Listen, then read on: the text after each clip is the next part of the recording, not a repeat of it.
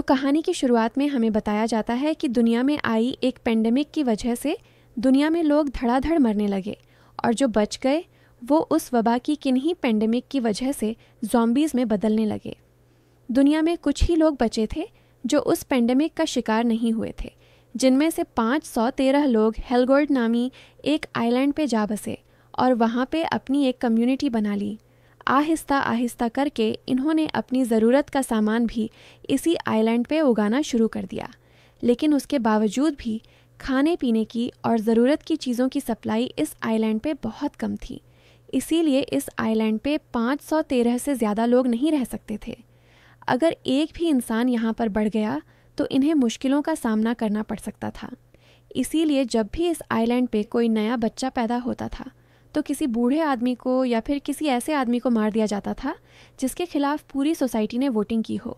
इस टाइम हमें एक कम्युनिटी मीटिंग रूम दिखाया जाता है जिसके अंदर सभी 513 सर्वाइवल्स के नाम लिखे हुए थे और साथ ही उनको कुछ पॉइंट्स दिए गए थे।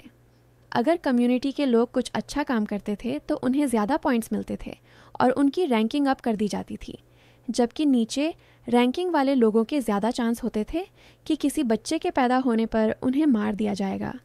इस सारी कम्युनिटी को मैनेज करने के लिए एक कमेटी भी थी जिसके लीडर है बैटिस। खैर, अब कहानी में 15 साल का वक्त गुजर जाता है।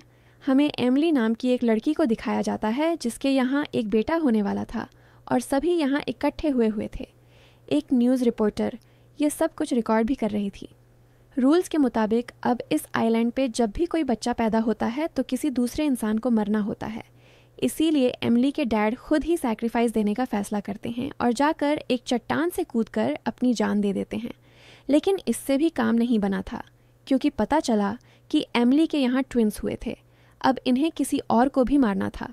वेट्रेस अपनी कमेटी बिठाती है यह फैसला करने के लिए कि आगे अब दूसरे नंबर पर किसको मारा जाए। सभी लोग ये फैसला करते हैं कि हमें वोटिंग करनी चाहिए कि दूसरे किस इंसान को मारना चाहिए। एक रिपोर्ट के ज़रिए सभी लोगों को उनकी रैंकिंग बताई जा रही थी और घर बैठे सभी लोग अपनी रैंकिंग देख रहे थे। क्रिश्चियन और हेनरिक दोनों दोस्त देखते हैं कि उनकी रैंकिंग बहुत नीचे है। क्रिश्चियन यह देखकर घबरा जाता है और हेनरिक से कहता है कि अगर इन्होंने मुझे मारने के लिए चुना तो मैं तो अपनी जान नहीं दूंगा। तब हेनरिक ने उसे बताया, याद है ना, पिछली मर्तबा जब एक बंदे ने अपने आप को बचाने की कोशिश की थी तो उसे ज़बरदस्ती एक बॉक्स में डालकर पानी में गिरा दिया गया था। इसके बाद हमें 512 नंबर रैंकिंग वाली एक एलिस नाम की लेडी को दिखाया जाता है। उनकी उम्र बहुत ज़्यादा हो गई थी, इसीलिए लोग उन्हें यूज़लेस समझते थे। इसीलिए उनकी रैंकिंग इतनी नीचे आई थी, हालांकि उन्हें कोई गलत काम नहीं किया था। और सबसे नीचे जिसकी रैंकिंग थी वह एक इंजीनियर था। एटियन को सभी लोगों ने एक क्रिमिनल ठहरा दिया था, सिर्फ इसलिए कि उसने अपनी वाइफ के लिए मेडिसिन चुराई थी। अब इन तीनों के ही दरमियान में वोटिंग होनी थी और सेलेक्ट किया जाना था कि इन तीनों में से किसको मारा जाए।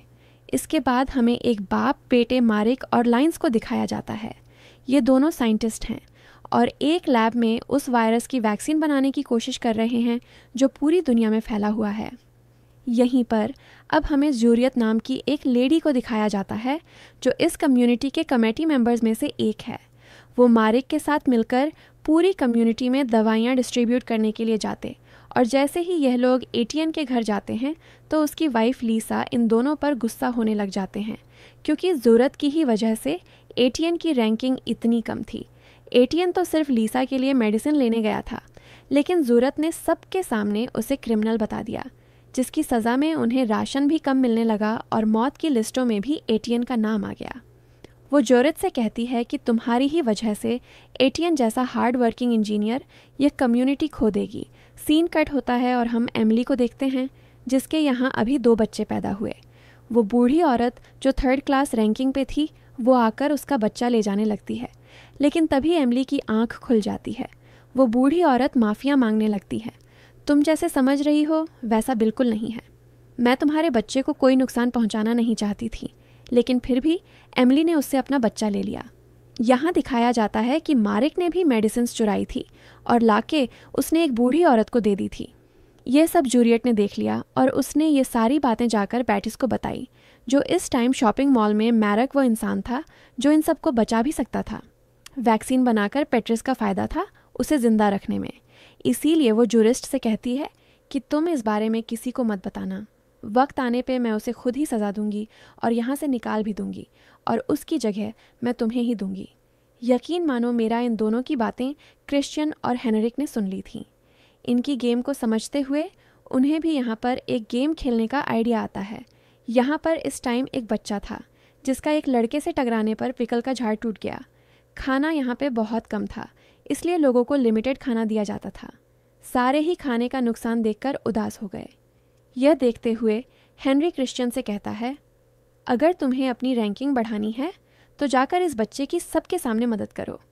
हेनरी की बात मानते हुए क्रिश्चियन उस लड़की के पास जाता है और उसे अपना सामान बांटने लगता है, जो देखकर सभी उसे बहुत ज़्यादा इम्प्रेस हो जाते हैं। यहाँ